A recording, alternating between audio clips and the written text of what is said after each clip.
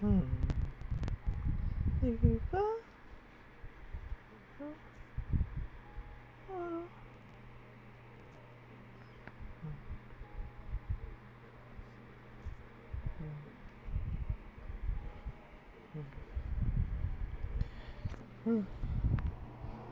这全是。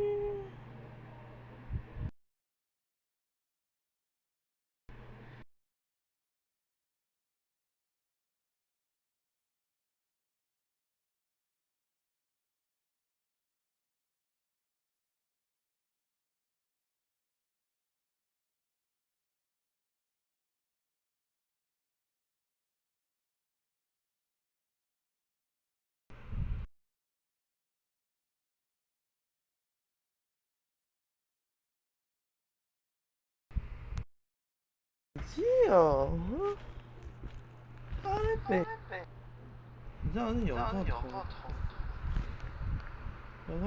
痛，后天三角恋其实讲的可以是，对啦，哟，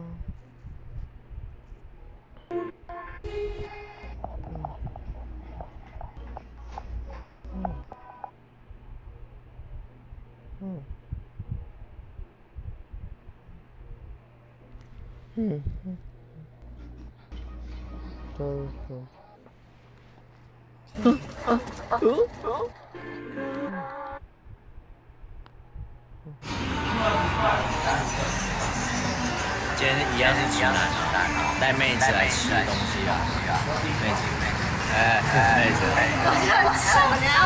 妹子，啊，我兄弟啊，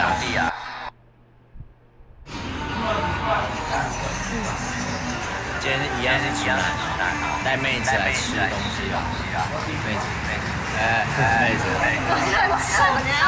妹子，啊，我兄弟啊。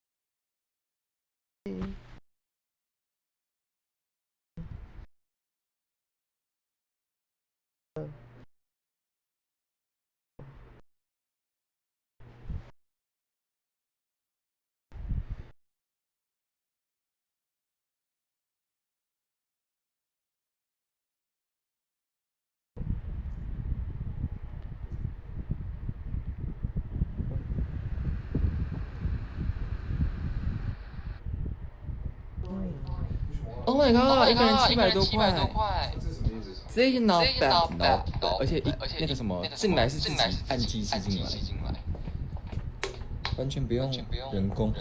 Oh my god，鱼缸！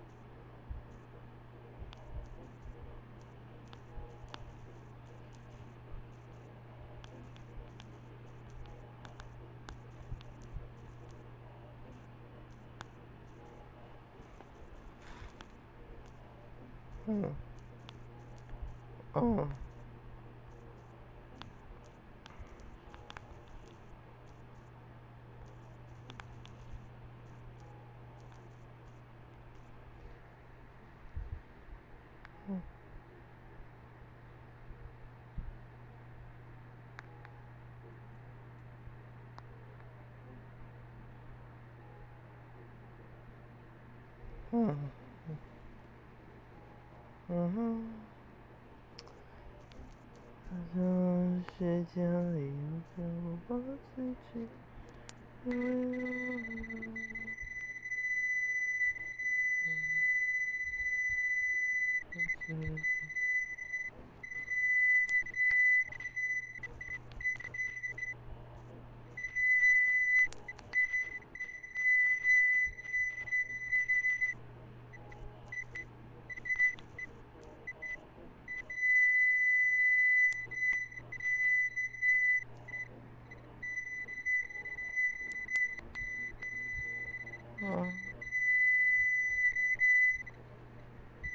在讲什么？不是主三体。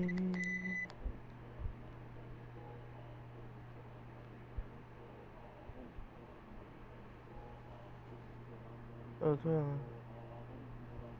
这真叫治疗它。痛。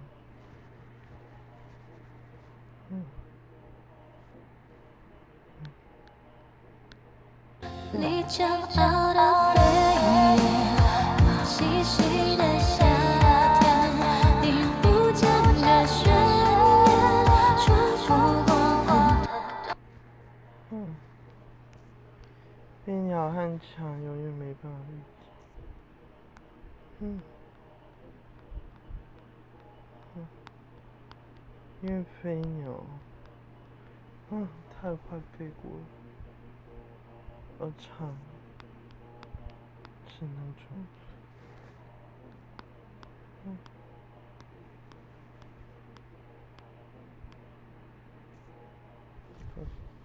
飞鸟是很快就飞过去，而蝉就前一天。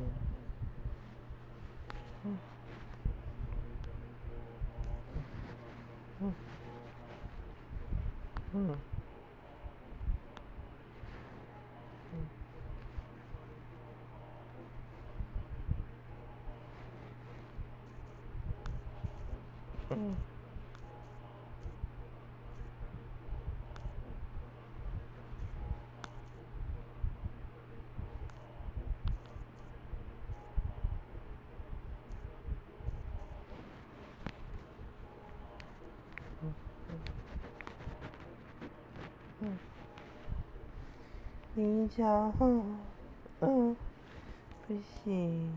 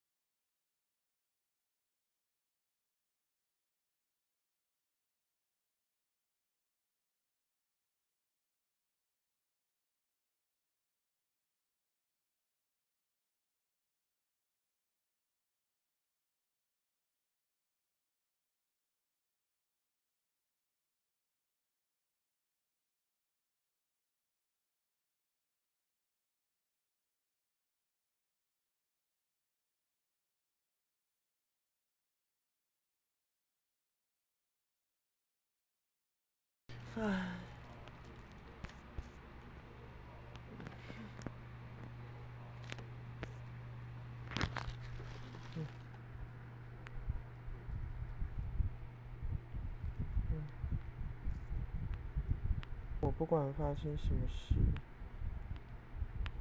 都要好好的，好吗？不知道你是。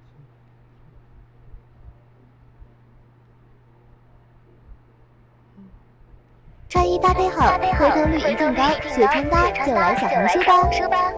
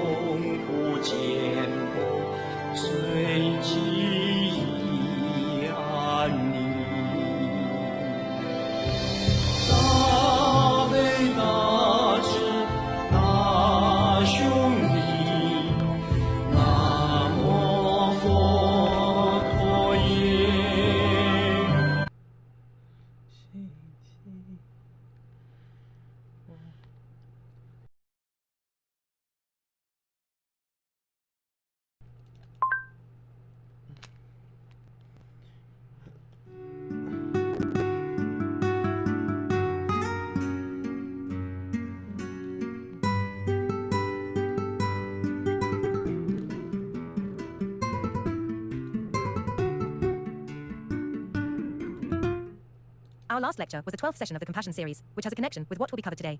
Let me just recap what we talked about in the previous lecture. It was taught in the last lecture that if we use the speed of sound to recite the Buddha's holy name without involving any visualization, that is, the speed of mind, if you do not use the speed of mind to make contact with the Buddhas and Bodhisattvas to come to help you, your failure rate will be very high.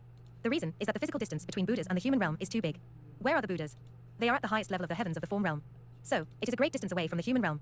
The second is the distance in terms of time, the speed of sound being too slow. The third is the distance in terms of structure.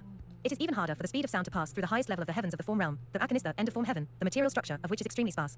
Next is the distance in terms of ability. If you wish to go to the heavens of the form realm, you must have a certain degree of meditational power before you can reach there. If it is just to make contact and deliver a message for help, you still need a certain degree of meditational power for the message to reach its destination. Therefore, the requirement for the meditational power is that one must be able to maintain it without any disturbance of thoughts and inversion of the mind for 1 to 7 days. The other one is the distance in terms of the degree of operation. Even if Buddhas and Bodhisattvas receive the message and come to help, it will still take time to reduce their energy. At the same time, they need to pull together the material substances of the same level as the deceased to be able to assist them. In addition, many mistakes could have been made because it was ages ago and the fact that people only relied on memory initially. Hence, there are many Buddhist sutras that have been tampered with. Over the past 2,000 years, many Buddhist sutras have been altered.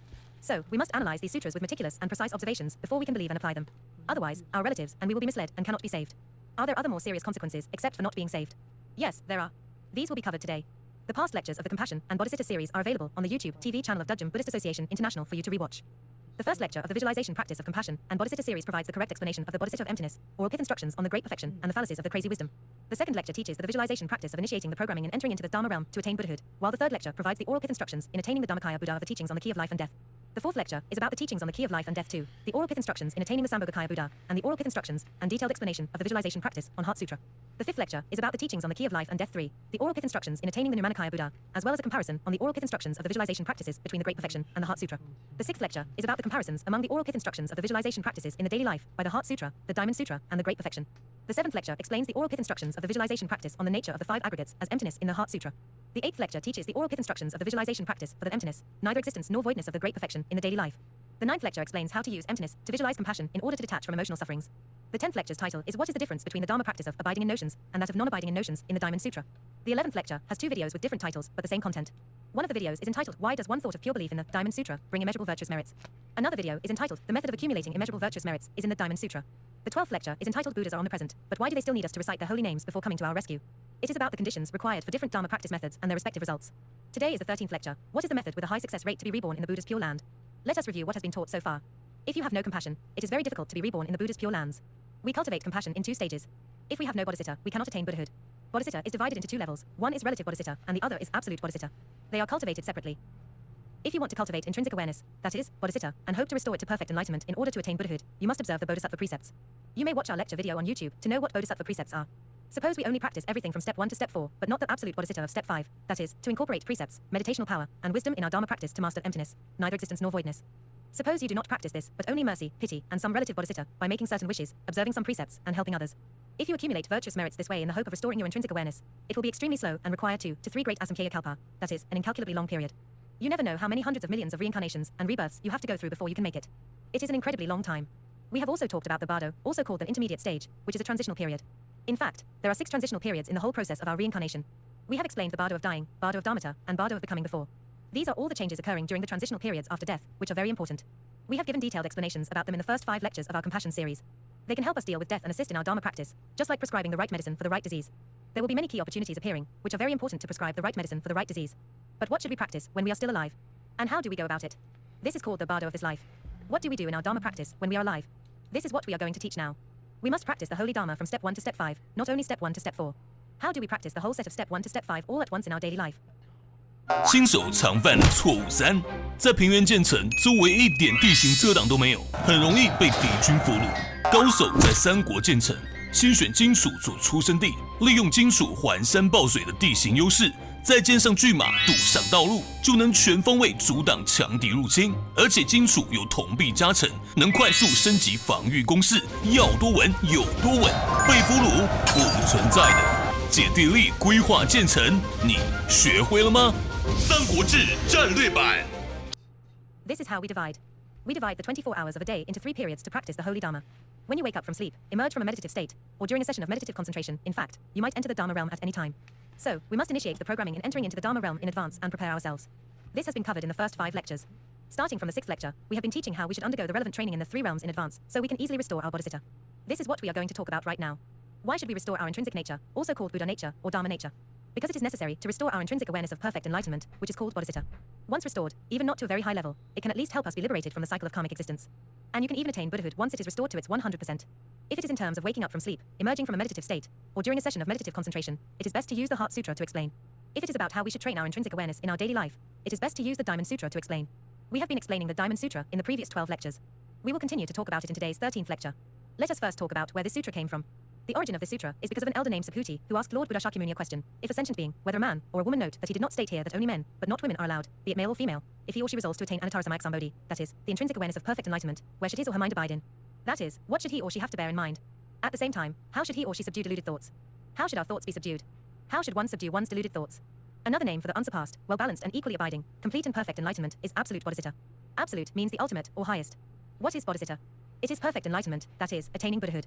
This question is the same as asking how we should train our minds in daily life to accomplish the bodhicitta to attain Buddhahood. The Lord Buddha Shakyamuni provided 2 oral pith instructions back then: should not abide anywhere, and do not abide in notions. That is, we must realize that all deluded thoughts are actually temporary displays of the Dharma nature, and they themselves have no eternal forms and appearances. These are oral pith instructions that help us grasp the state of emptiness, neither existence nor voidness. In fact, we have been explaining these 2 oral pith instructions all this while. Where did we leave off in the previous lecture? We were at this paragraph.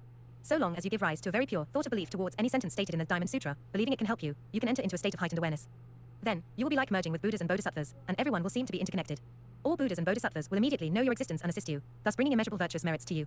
You can watch the 11th and the 12th lecture videos for details. Why do we need these virtuous merits? If you read any Buddhist sutra, you will realize that no matter if you want to be reborn in the Buddha's pure land, or you hope not to fall into the 3 lower realms, or you wish to be rescued out of the 3 lower realms in case you fall into one of them, or you are seeking high-level goals, to be liberated from samsara, or to attain Buddhahood, you must have a lot of virtuous merits to pull it off.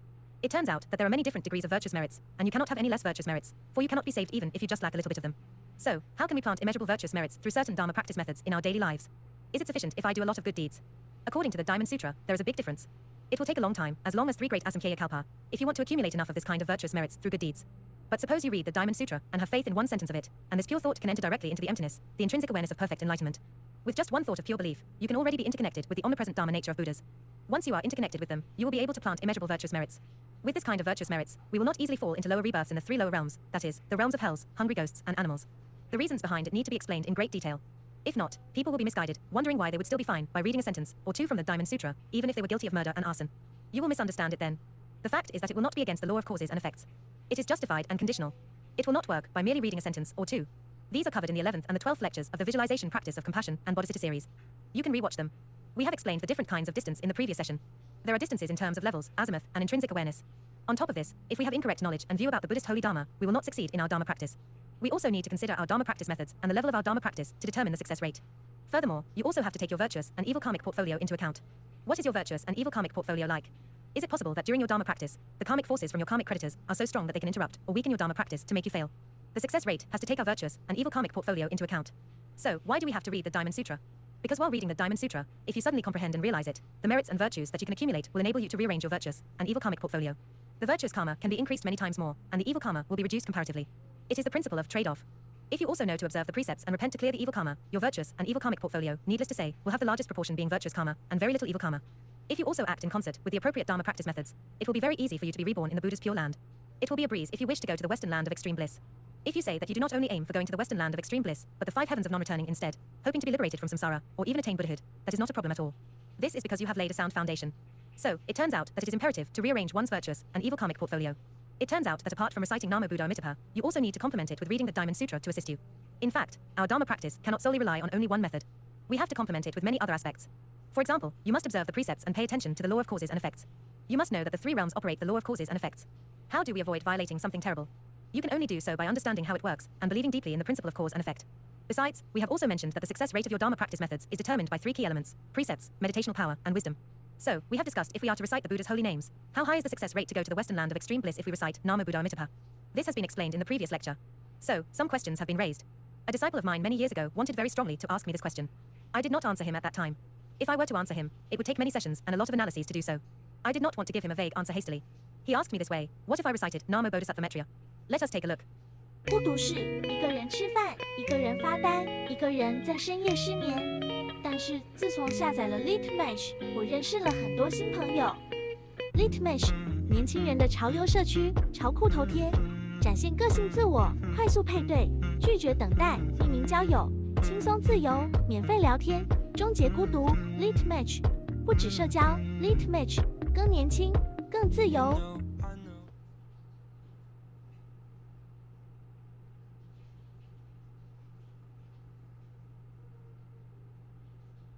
今天想跟大家一起来看看这款最近很夯的末日生存题材手游。末日的小姐姐们，你们的安全我来守护。我选男性，红色。No No No， 末日的话显眼就等于危险。这头发太长了，都末日了，肯定没有洗发乳啊，这不行。哎，就这个吧，丧尸追着跑，发型都不会乱的感觉。哦，还能捏脸。哇，这是韩国欧巴啊！不行，这个感觉不够末日。天哪，我要这个，这性感的胡须。哎，还有只狗，哇，这狗也太逼真了吧！黑色不行，夜晚跑起来我就找不到它了。好，就你了，朋友们再见！我要跟我的狗狗开启末日新生活了。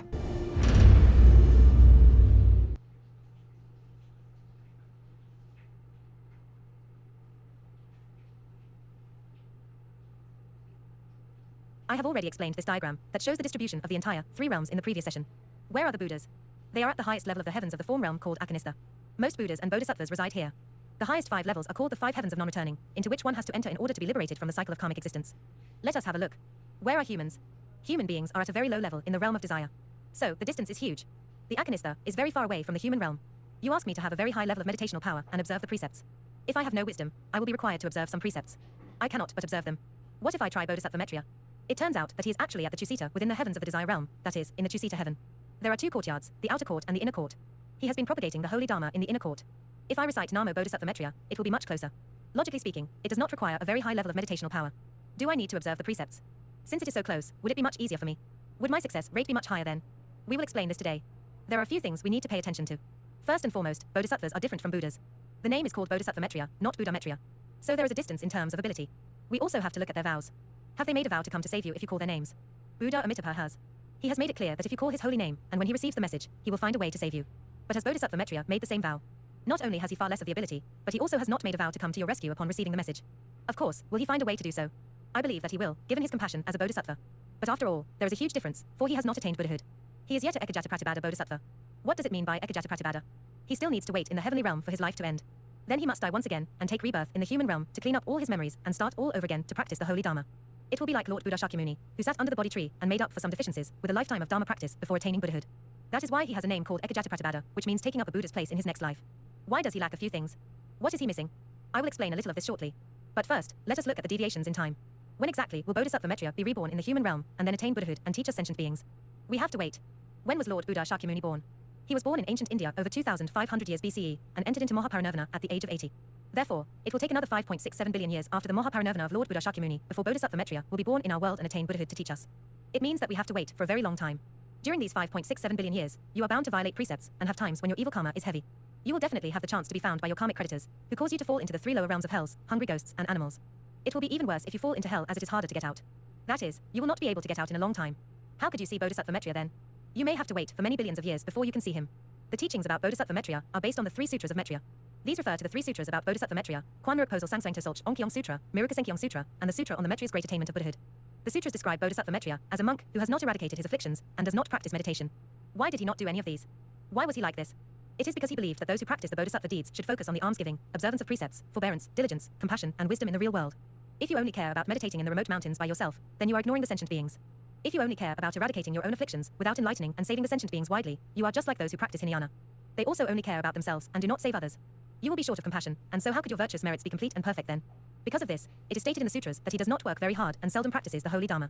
But in fact, it is in the spirit of the Mahayana Bodhisattva that Metria has been very active in the world's salvation. But because of this, he also has a kind of illusory defilements and ignorance since time immemorial. Ignorance means stupidity, not being able to understand some truths. That is, the truth that he knows is not thorough enough. But in fact, Bodhisattva Metria is very capable. His Buddhist teachings and his analytical ability are excellent. The structure of his analysis is very subtle and detailed, which you may find it difficult to understand if you are not up to the standard yet. It is very profound. So, is his Buddhist doctrine not thorough? In fact, his analytical ability is very good and very detailed. You can hardly learn this. But then why does he still have the illusory defilements and ignorance since time immemorial? It is because something is missing there. What is it? If you attempt to enlighten and save the sentient beings with the ability of a bodhisattva, you must face the reality that you are not powerful enough and do not have the enough strength. You must attain Buddhahood in order to restore your perfect enlightenment, so you will never deviate. Also, you will get to understand all the mysteries of the entire universe, and you will acquire great power. You can either reduce or increase your energy level to go to any realm to save sentient beings. In fact, it is way more complete and perfect for saving sentient beings this way. If you insist on being a bodhisattva and saving sentient beings at this stage without waiting until the attainment of Buddhahood, you will never attain Buddhahood. Is it not easy for you to deviate if you use such a limited ability to save sentient beings? Not only do you have deviations yourself, but you are also prone to having deviations in the process of saving people. That is why such a kind of illusory ignorance has been plaguing Bodhisattva Maitreya since time immemorial. He must wait until he completes his life at the inner court of Tusita within the heavenly realm. How long is that? His life will end in 5.67 billion years. And then he will die. Think about this. It turns out that anyone who has gone to the heavenly realm will eventually die. Bodhisattva Maitreya will die too. Of course. This is called impermanence. Lord Buddha Shakyamuni has already said that the three realms are impermanent. There is no such thing as eternal and never changing. You will always die no matter which Buddha's pure land you are reborn in. When any pure land perishes, every Buddha will either move to another pure land or create another pure land. If you are still a bodhisattva and have not yet attained Buddhahood, and the pure land is not created by you, your life will end one day. You must face it. Do not think that if you practice the holy Dharma well and are reborn in a Buddha's pure land, you have solved everything and have nothing to worry anymore. No, that is incorrect. You may not have to worry for a certain period, but this is not forever. Only if you are reborn in the five heavens of non-returning, the highest five levels of the heavens of the form realm, can you be liberated from the cycle of karmic existence. You do not have to worry anymore then. But of course, what is the best? It is best to attain Buddhahood. This is because it is only a personal matter if you are liberated from the cycle of karmic existence. Once you have left the five heavens of non-returning to save sentient beings, you may not be able to go back once you have come out. You may need a lot of opportunities and conditions to return to the five heavens of non-returning after you leave. This is because once you have entered into the three realms and started to pull together any material substance, you will be immediately tracked by your karmic creditors. Only if you do not pull any material substances will you not be found. But once you have come out of the five heavens of non-returning, you will start the pulling process and be tracked by karmic creditors. When that happens, you have to pay back the debts you owe. What will happen in the process of paying debts? You will be harassed badly and have to practice the holy Dharma for a long time before having the opportunity to return to the five heavens of non-returning. That is why Hinayana practitioners will only care for themselves. Once entering into the five heavens of non-returning, they will never come out again. They will not care if you are in trouble, because what matters most for them is that they themselves are not in trouble. That is why Hinayana practitioners are criticized for seeing someone in mortal danger without lifting a finger to save them. A Hinayana practitioner would say, I can save you. How am I supposed to save you? I can leave the five heavens of non-returning. Once out, I may not be able to go back. I may be burned to death in the sea of flames and can get out. So, I definitely want come out to save you. Therefore, Hinayana practitioners will never come out to save you. What about bodhisattvas? If a bodhisattva has reached the level in their Dharma practice to enter into the five heavens of non-returning, they will still face the same problem when they come out. So, what should we do then? The only way is to enter into the Dharma realm to attain Buddhahood. You will then not be burned to death by the flames of the three realms at any time. This will not happen. You will not get yourself into trouble while saving others. You may fail to save them at most due to the incongruence of causes and conditions. But you will not get yourself into a situation where you cannot be saved. So, this is not going to happen. This is the reason why we must attain Buddhahood. So, suppose you often hold a thought, I must only attain Buddhahood after saving all the sentient beings. In short, as long as the hells are not empty, I will not attain Buddhahood. In that case, your ability will be limited. In the meantime, you will not be thorough in saving people and will deviate easily. As such, you will be troubled by illusory defilements and ignorance since time immemorial. So long as you have not attained Buddhahood one day, how are you going to save all sentient beings thoroughly? This is a barrier and limitation that we must break through in our thoughts. You all must understand. According to Kwanmiruk Posal Sangsangto Solch Onkyong Sutra, if you are reborn in the Tusita Pure Land after death, you can hear Bodhisattva Maitreya preaching the holy Dharma with your own ears. One paragraph states, the Buddha told Upli. The Lord Buddha said to his disciple Upli, if there are bhikshus and the general populace, if there are some monks and ordinary people, those never tired of life and death, but are fond of rebirths in heavens, unaware of the misery of life and death, you insist on being reborn in heavens, not tired of coming down to take rebirths again in the future. You are so fond of lives and deaths. If this is the case, I should also teach you at your request. If someone is able to do this, those who admire and revere the Supreme Bodhisattva, they love and respect very much the Supreme Bodhisattva, namely the perfect enlightenment. They really respect those Buddhas. Those who want to be a disciple of Maitreya, they also want to be a disciple of Bodhisattva Maitreya, should visualize in this way. They must carry out such visualization. Those who visualize this way, those who carry out the visualization practice note that it is stated to visualize here. Remember, it is to visualize, not to recite Namo Bodhisattva Maitreya. Some people are trying to confuse you, making you believe that as long as we recite Namo Bodhisattva Maitreya, we can get to the inner court of Tusita to see Bodhisattva Maitreya and be taught by him. This is incorrect. It is stated clearly in this Buddhist sutra, it is to visualize, not to recite. There are other conditions as well. One must observe the 5 precepts, the 8 precepts SKTala, and the complete commandments, namely the precepts observed by monks and nuns. It is not written clearly enough here whether one has to observe all of the precepts, or just one of them. This is not stated clearly. Be diligent in both body and mind. They must practice the holy Dharma diligently, not seeking to cut off. They do not seek to cut off all afflictions to attain Buddhahood. They never think of entering into the Dharma realm, nor do they wish to get rid of all defilements. Just like Bodhisattva Maitreya, who does not practice meditation or many other Dharma methods. He only has an excellent analytical ability and keep on preaching the holy Dharma. Practice the 10 virtuous acts. They do practice the 10 virtuous acts, or 10 wholesome deeds. Thinking of the Tusita heaven all the time. I feel that these are better and more precise translations. If translated as reciting instead, it would give people the opportunity to mislead sentient beings. If you state it clearly like this, they will not be able to tamper with your Buddhist teachings, for they will not change thinking to reciting when explaining. To think is to think. These are accurate translations. You have to visualize how wonderful and joyous it is like in the inner court of Tusita one by one. You are correct only if you visualize this way. For such visualization, if you can visualize it like this, it is called the right visualization. Right visualization means visualization without any deviations. For visualization on various aspects at the same time, if you add other visualizations to it, such as visualizing the pure land of Buddha Amitabha, or the Akanistha, these are called visualizations on various aspects at the same time. What does this sutra ask you to visualize now? You are thinking about going to see Bodhisattva Maitreya, who is in Tusita. Then you can only visualize the Tusita heaven. If you think this is good and that is good, and you visualize a few more things, this is called visualizations on various aspects at the same time. That is, you are adding interfering elements to it. You might question, how come this is called evil visualization? Evil here means deviation. Why call it deviation? Can I visualize both pure lands together? Without any disturbance of thoughts, and without inversion of the mind means that you are very focused on something. If you visualize a few more other things, you will be confused and deviated. Also, as you know, there is a distance between the Tusita heaven and the western land of extreme bliss, the pure land of Buddha Amitabha. How can you possibly have such an ability to visualize so many things from a different distance at the same time? It will only make your visualization deviated and unclear. As a result, you will fail in establishing the connection. That is, you will fail in connecting with the magnetic field of the Tusita heaven. If you fail to connect, you cannot get there. Then, all your efforts will be in vain. Therefore, it is described clearly here. When you visualize one thing, please focus on visualizing only that thing and not more than that. Otherwise, it is called evil visualization. Evil visualization does not imply one is visualizing something unclean. It is not interpreted this way. It simply means deviation. Consider this, what does thinking mean? It means visualization. Well, another paragraph states, the Buddha told Upli. The Buddha said to Upli, after the Mahaparinirvana of the Buddha. When the Buddha entered into the Mahaparinirvana, the 4 groups of disciples, heavenly beings, Nagas, ghosts, and gods. All these disciples, if anyone wishes to be reborn in the Tusita heaven, if you wish to go to the Tusita heaven, should visualize in this way. You must visualize like this. Tied to the thought. This sentence is well said and well translated. Tied to means keep focusing on this visualization without any disturbance of thoughts. Thinking of what? Thinking of the Tusita heaven. This thinking is visualizing. It means visualization. There is an extra sentence in front of it to make it clearer, so that it will not be tampered with by future generations. But unfortunately, it will still be tampered with later on. I had a disciple a long time ago, it has been 10 years. He insisted on reciting Namo Bodhisattva Metriya. Some say that it guarantees success by reciting Namo Bodhisattva Metriya only 3 times. But coming here, I have to learn visualization and learn this and that. I am also asked to observe the precepts. I am scared of these. I am afraid that I can meet your requirements. After much consideration, I have decided to withdraw from the association. I had rather stick to reciting Namo Bodhisattva Metriya 3 times or more. Then, I will definitely be able to get to Tusita heaven. If I can succeed by reciting just 3 times, I will be even more likely to succeed if I recite more than 3 times. I had rather stick to reciting Namo Bodhisattva Metriya. Here says how should one go about it if one wishes to go to the Tusita heaven. Observe the precepts set by the Buddha. You must observe the precepts. This is a well-written statement. 1 to 7 days. You are required to have meditational power that can last for 1 to 7 days. Think of the 10 virtues. Think of the 10 wholesome deeds. Follow the 10 virtuous paths, do the 10 wholesome bodhisattvas deeds. Dedicate the merits to being reborn before Metriya. You then dedicate such merits to a willingness to be reborn at Bodhisattva Metriyas. Should visualize in this way. You must visualize like this to be successful. You say, no. I will succeed by only reciting the Buddha's holy names. That means you are modifying other people's stuff. The Dharma propagators nowadays will just talk nonsense when explaining the Buddhist holy Dharma in order to strengthen their own sects. Is there any sutra stating that it is okay to only recite Namo Bodhisattva Metriya? There is. I will talk about it later. Tied to the thought means one has to carry out visualization. Another sutra is the Mirakasenkyong Sutra, which states that you need to be committed to accumulating good roots. Do not omit this statement. Apart from reciting Namo Bodhisattva Metriya, you must accumulate a lot of good roots. That is, one cannot be short of good roots. In order to wait for the birth of Bodhisattva Metriya. How long is the wait? 5.67 billion years. Waiting for him to come down is not enough. You have to wait until he successfully eradicates the illusory defilements and ignorance since time immemorial to accomplish perfect enlightenment, that is, to attain Buddhahood. When the 3 great assemblies under the Nagapuspa tree takes place, you may then benefit from his holy Dharma teachings. Think about it. Although you do recite the holy name of Bodhisattva Metriya, you have to wait for a very long time, during which you will definitely have an opportunity to fall into the 3 lower realms. The chances are very big. As Lord Buddha Shakyamuni says, it is very easy to fall into the 3 lower realms. It is far too easy due to their strong magnetic fields, and you are not strong enough to pull against them. Once you have fallen into these realms, do you think it will be okay to only recite the Bodhisattva's holy name a few times? Do you think that the Mirakasenkyong Sutra will go against the law of causes and effects? Of course not. But those who explain the sutra will. This is because their Dharma practices are not yet up to the standard. They do not believe deeply in the principle of cause and effect. So, they teach you this way in order to strengthen their own sects. You will then be misled, and there will be serious consequences. So, you must remember the conditions I mentioned in the previous session.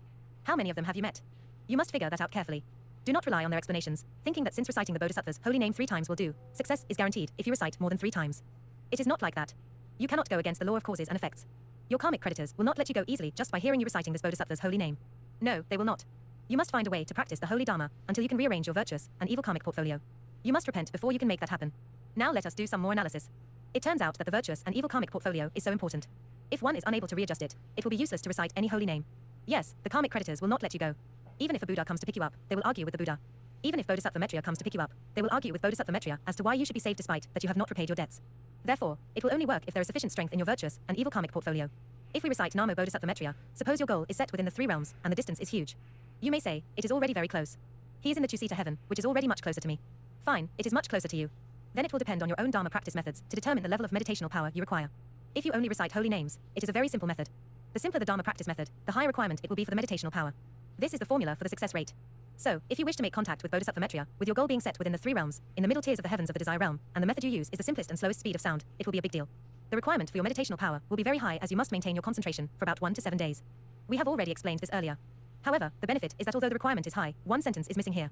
As you see in the sutras about Bodhisattva Metriya that I quoted earlier, there is no such sentence, without any disturbance of thoughts, and without inversion of the mind. Your concentration does not need to be so strong. That is, the requirement for your meditational power is not as high as that required to go to the western land of extreme bliss. It is lower. Do you still need good roots, virtuous merits, causes and conditions? Yes, you still do. You also have to observe the precepts. You still need purifications through repentance and confession of sins before you can succeed. But the requirement is still considered low. Only the 10 wholesome deeds and the 5 precepts are required. Is there any requirement for wisdom? No, you are not required to have wisdom. But do you realize what causes you are planting? You want to call for help by making contact with Bodhisattva Maitreya instead of going to the Chusita heaven directly by yourself. You are trying to make contact, which is a cause you have that will confine you. Your cause is to be in the middle level of the heavens of the desire realm within the 3 realms. Your cause is to use the slowest method, the speed of sound. If you only use the speed of sound without visualization, the success rate will be very low. Some people asked me during my Dharma propagation in Singapore recently. A disciple who had newly taken refuge came to dine with us. He asked me the same question 3 times in a row during the meal. I'm grievously sinful, Master. I'm afraid I won't have enough meditational power to recite Namo Buddha Amitabha. I'm very sinful. I'm really worried that I can't be saved. I've violated many precepts. I can't be saved. He asked me this question 3 times in a row. Is it okay if I recite Namo Bodhisattva Ksitigarbha instead? He asked whether it was okay. He did not ask about the success rate. Would it be better for him to recite Namo Bodhisattva Ksitigarbha? He meant if it would be better for him since he was grievously sinful. He asked me this 3 times in a row before I finally answered him. Actually, I did not want to make it too clear since I could not explain it in detail, given the limited time during the meal. It is different now as I am teaching the Holy Dharma. I have several hours to preach the Holy Dharma, so I can analyze it slowly to you without missing anything. But he asked me the question 3 times in a row. I knew that the purpose of him coming for the meal was to ask this question. He would not feel at ease if he did not get the answer. Reluctantly, I answered his question, it is faster. Although it is faster, the result is quite different. Let us have a look. We are in the human realm. Where is Bodhisattva Ksitigarbha? He is in the hell realm, saving sentient beings. There is no requirement for a high level of meditational power. As you know, how difficult can it be for you to go to hell as a human being? If you commit some serious crimes in violation of the law, you will go into hell instantly. It is very fast, not difficult at all. You can go there without the need for meditational power. But if you wish to make contact with Bodhisattva Ksitigarbha in the hell to come to save you, you still need some meditational power to send your message into hell. But does it need to be at such a high level? The sutra does not say anything about this. I think the requirement is low. Why? Because of the closer distance. It is near, so it should be low. Do you still have to observe the 10 wholesome deeds? Of course, you do. If you do not observe the 10 wholesome deeds, there may be no one helping you deliver the message even if you have sent it into hell. However, these are still considered low requirements, as only the 10 wholesome deeds are needed. There is no need for wisdom. You are not required to have wisdom. According to the Sutra of the Bodhisattva Ksitigarbha's fundamental vows, his highest ability can only help you go to Trayastrimsa, the 33 heavens belonging to the 33 devas. As stated in the sutra, he cannot even escort you to the Chusita heaven, but only to Trayastrimsa. Do you know that some practitioners of other religions, who have some meditational power and virtuous merits, as well as have observed certain precepts and done some good deeds, can also get to the 33 heavens? Nevertheless, this is already the highest level they can get to. Anyone who does not practice sitting for meditation will not be able to enter into the heavens of the form realm. I have meditated, done good deeds, and observed some precepts, although not those of your Buddhism. I observe them by myself. Some of such practitioners can, in fact, get to high levels, such as the first or the second dhyana heavens. They can get there. But in general, according to the Sutra of the Bodhisattva Ksitigarbha's fundamental vows, the highest you can get to is only the 33 heavens, which is similar to other religions. It also depends on whether your good roots, virtuous merits, causes and conditions are good enough. You must understand that there are 2 kinds of heavenly realms. One kind is the heavenly realm with Buddhas and Buddhist holy Dharma teachings.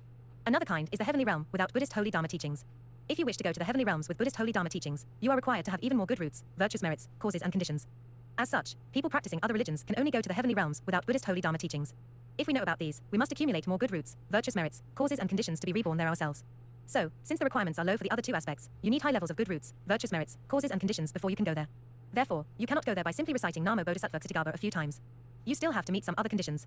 You must remember that even if you manage to go there, you will still fall into lower rebirths after exhausting your virtuous merits. You are only kept safe for some time, but not forever. Besides, there are 3 calamities in heavens and on earth as explained in the last session. When they appear, all these realms will be destroyed. Then you have to start all over again. You will be chased by your karmic creditors again, who have had a hard time finding you after you have gone for so long. They will add more interest to your debts and make more trouble for you. So, can the problem be solved if you go to these places? Unless you go to a heavenly realm where there is Buddhist holy Dharma teaching, and you practice the holy Dharma diligently to get to the 5 heavens of non-returning. Then you can be liberated from the cycle of karmic existence, or even attain Buddhahood. The problem is that you, as a human being, now already have someone who teaches you Buddhist holy Dharma and asks you to practice the holy Dharma diligently. They even teach you some methods to be liberated from the cycle of karmic existence, or attain Buddhahood and reach the Dharma realm. But even so, you are unwilling to practice the holy Dharma. Then how would you possibly practice the holy Dharma when you are in the heavenly realm? You will be ecstatic once in the heavenly realm without any pain. You will only want to enjoy happiness even more. There is no pain to remind you to practice the holy Dharma. So, you are definitely not going to practice it. Most people will not practice the holy Dharma when they get to the heavenly realm. But instead, some will be willing to practice the holy Dharma while being in the human realm. Why? Because they have experienced a lot of pain, so painful that it urges them to want to be liberated from samsara. This is because there are some stimulating factors in the human realm. There are no such stimulating factors in the heavenly realm. Therefore, if you say you will only begin practicing the holy Dharma once getting to the heavenly realm, I think your chance of success will be even lower than in the human realm. Since good roots, virtuous merits, causes and conditions are so important, we must read the Diamond Sutra when we are alive, accept it and arouse one thought of pure belief in order to plant immeasurable virtuous merits. What are the benefits? It can help us in our Dharma practice, because our Dharma practice is not good enough. We are unable to plant immeasurable virtuous merits in the few decades of our life. Without enough virtuous merits, I cannot even go to the Buddha's pure lands. What can we do then? We must read the Diamond Sutra. Can we choose not to read the Diamond Sutra, given it is so abstruse? Can we just recite Namo Buddha Amitabha? I already answered you in the previous session, the chances are low. If you want the chances to be higher, you must learn the Holy Dharma more and read the Diamond Sutra. For detailed explanations, please watch the 11th and the 12th episodes of the Compassion series. I will explain the sutras related to Bodhisattva Kshitigarbha now. The 3 sutras of Kshitigarbha include the Sutra of the Bodhisattva Kshitigarbha's fundamental vows, the 10 Will Sutra of the Essence of Earth, SKT, Dasakakra Kshitigarbha Sutra, and the Sutra on the divination of the effects of good and evil actions. However, you must pay attention to the following points when reading these sutras. Firstly, a precept violator still has to repent before they can be saved because supernatural powers are no match for the power of karma. Do not think it will be okay to just recite the Buddha's holy names a few times. This is impossible as the success rate will be too low. Even if Bodhisattva Kshitigarbha is willing to assist you, he will still need your cooperation in certain aspects. There need to be some virtuous karmas available in your virtuous and evil karmic portfolio for him to rearrange in order to save you. If you have very little or no virtuous karma left, it is impossible for him to rearrange it to save you. He is just a Bodhisattva, not a Buddha. So, his power is not strong enough. How could he help you? Even if it is a Buddha who comes to help you, it also has to depend on your virtuous and evil karmic portfolio. This is the limitation of the 3 realms operating the law of causes and effects, a principle to gauge whether any sutra has been falsified or exaggerated. So, you must be extra careful when reading these sutras. Has something been added to them? Or do they talk about something completely inconsistent with the law of causes and effects? These are for you to judge for yourselves. I do not wish to talk so much. Because I have offended too many people, so I will talk less. You judge by yourselves. I have already taught you the criteria. Therefore, all ordinary beings who wish to be rescued, and even Dharma practitioners, must remember one thing: believe deeply in the principle of cause and effect. Do not harbor the mindset that you will luck out by just reciting the Buddha's holy names or titles once or twice, and then all your sinful karmas will be cleared. Because some sutras have been tampered with, according to which your sins of tens of billions of kalpa can be eliminated once you have recited the holy names several times. So you are so happy that you can continue committing the sins, because you think you will get away with it by just reciting the holy names once or twice. This is against the law of causes and effects. Even if your karmic creditors hear you reciting the holy names, they will not let you go. The fact that they will not let you go no matter what you are reciting proves that these sutras have been tampered with. If you indulge your own behavior because of this and continue to do things that violate the precepts or commandments, you will bring your own destruction. This kind of self-deception will result in your own failure of being saved. If you mislead others with this kind of Dharma practice or rationale, saying that it is okay to just recite the Buddha's holy names 3 or 10 times, you will cause other people unable to be saved as well since they believe in you. Why do today's Dharma propagators pay no attention to the precepts? Because they are misled by some sutras that have been tampered with. They have believed in these sutras, thinking it is okay to recite holy names once or twice without observing the precepts. They then continue to teach others to do the same thing. At the same time, they think it is very good to preach in this way. Even those illiterate people can learn from them. Their sect will then grow and expand quickly. So, they do not require Dharma practitioners to abide by the precepts. If you want people to observe the precepts, everyone will leave immediately. When no one follows them, their sects will shrink. Are they hoping to expand their sects, or to save sentient beings? I think they may have forgotten about saving sentient beings. It seems that they have already forgotten the conditions for sentient beings to be saved successfully. The result is that they do this in the name of saving people, but in reality, they have harmed many more people and caused them to fall into a state where they cannot be saved. At the same time, this also leads to the fact that Buddhist holy Dharma only superficially guides people towards goodness, but there are no effective and quick methods to help them. In fact, these methods do exist, but have been wiped off by them. They have made it very simple. By reciting holy names, anything is possible. Some of the more advanced sutras that require you to visualize have been wiped off and ignored. They make you think it is okay to just recite the Buddha's holy names twice without visualization. So, there is no more visualization, without which one cannot save oneself.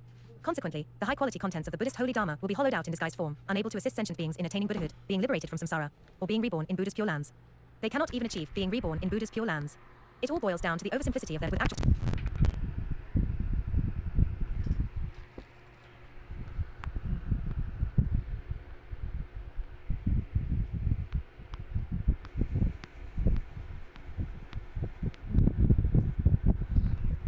这自己来到底都在干嘛？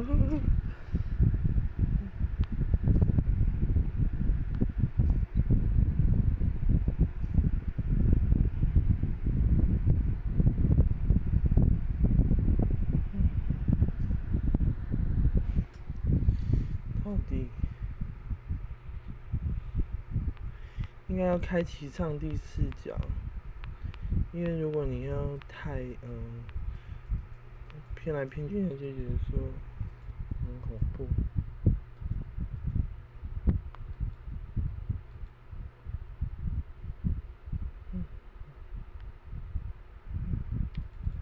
但是就是要各凭本事啊，各凭本事。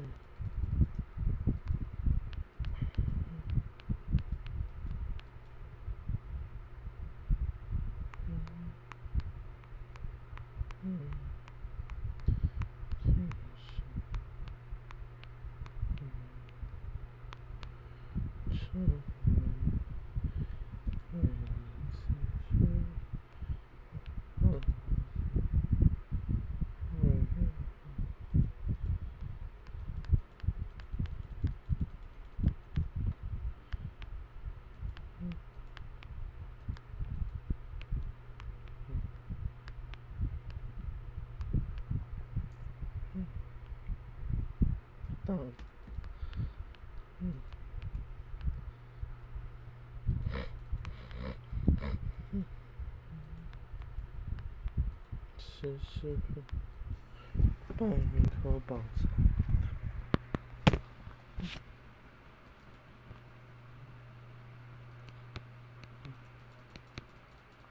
藏。